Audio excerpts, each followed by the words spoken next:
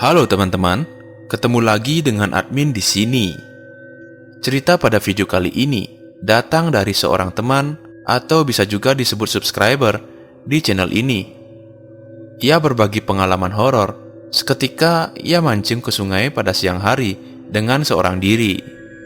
Baik teman-teman, cerita ini hanya pengalaman nyata dari teman admin ya. Kalian boleh percaya maupun tidak. Semuanya admin serahkan ke kalian. Dan jika lanjut ke ceritanya, yuk intro dulu.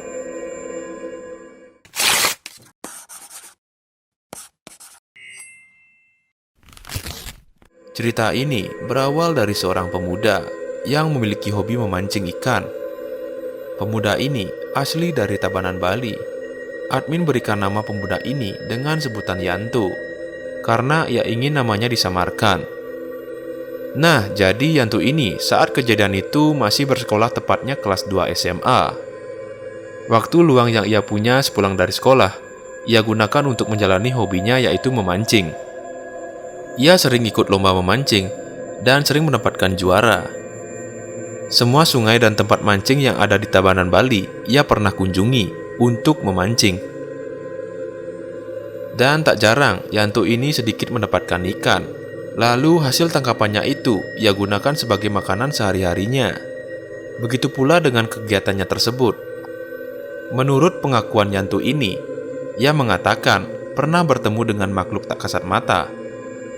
Bukan hanya satu kali saja. Saat ia memancing di beberapa sungai, khususnya di Bali, ia sering melihat makhluk astral. Akan tetapi, makhluk itu katanya tidak mengganggu Yanto.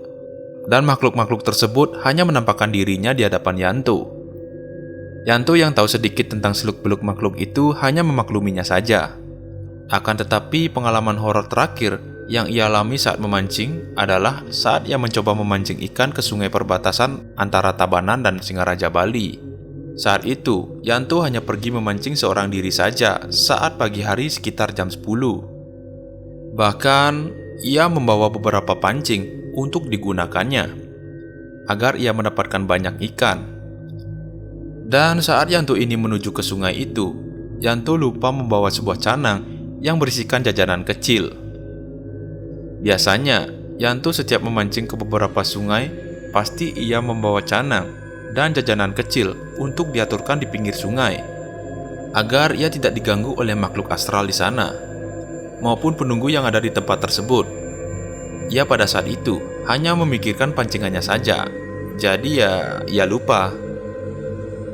Dan sesampainya di sana, ia baru ingat. Lalu ia pun berusaha mencari dagang canang di daerah tersebut. Akan tetapi, satu pun tidak ada dagang canang di sana. Dan muncullah niat nekat dari Yanto ini, karena jam begitu cepat berlalu dan hari akan menjelang siang. Jadi Yanto ini bergegas turun ke bawah sungai dan menitipkan motornya di atas, karena posisi sungai pada saat itu di bawah dari jalan raya.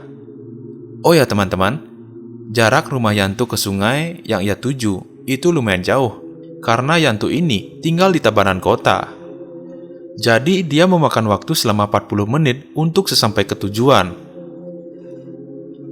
Jadi saat Yanto ini turun ke sungai tersebut, suasana pun terasa sunyi dan dingin. Mengingat bahwa jalur perbatasan Tabanan Singaraja itu udaranya begitu dingin. Lalu ia turun melalui bebatuan besar dan mengambil tempat yang santai untuk memancing di sana. Saat ia melihat di sekelilingnya, tidak satu pun ada orang yang memancing di sungai itu. Hanya Yanto saja. Air yang begitu hening seakan-akan menarik perhatian Yanto untuk melemparkan umpan ke sungai ini. Mengingat bahwa tempat ini baru pertama ia temui dan ia gunakan untuk memancing, lalu Yanto mencoba untuk melempar umpan ke sungai tersebut. Ia juga mengharapkan ikan yang banyak dari sungai ini, dan ia berharap akan mendapatkan banyak ikan. Akan tetapi, setiap umpan yang ia lempar ke sungai itu cepat habis, dan tidak satu pun ada ikan yang terlihat. Biasanya, ketika tali dan batang pancingannya bergerak, tentunya ada ikan yang memakan umpan. Dan yang dialami oleh Yanto ini malah sebaliknya. Ia melemparkan umpan ke sungai, akan tetapi umpannya itu hangus. Dan tidak ada ikan yang menarik tali pancingannya. Sehingga Yanto ini dibuat bingung. Seakan-akan sudah banyak makanan ikan yang ia gunakan untuk umpan. Hanya tersisa 2 butir makanan saja. Lalu Yanto ini tidak mau ambil pusing. Ia menghabiskan makanan ikan itu dan ia berkata di dalam hatinya, seumpamanya makanan ikan itu habis, Yanto akan mencari cacing di tanah yang ada di tepi sungai tersebut. Dan ketika umpan terakhir yang ia gunakan untuk memancing ikan, batang pancingannya pun bergerak. Seakan-akan Yanto ini bergembira. Akan tetapi, gerakan tali dan batang pancingannya itu tidak seperti biasanya. Seperti tarikannya sangat kencang. Sehingga Yanto ini sangat bingung harus bagaimana.